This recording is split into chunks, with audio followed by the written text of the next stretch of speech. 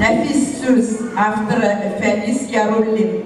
Dik iyilik mengilik başkara Kabile Yunusova 6 yaş.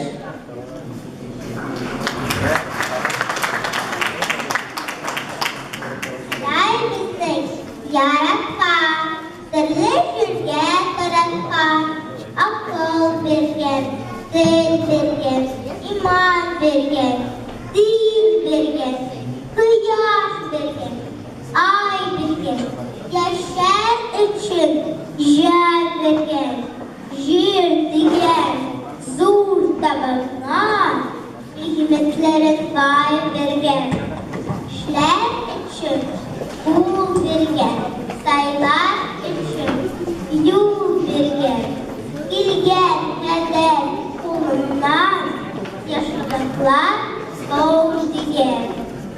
Üstünde toz şonlardan bu dünya fani digen. Dik ilgilik ahaşı hiç kayıtlar almıyor digen. Anneye isra.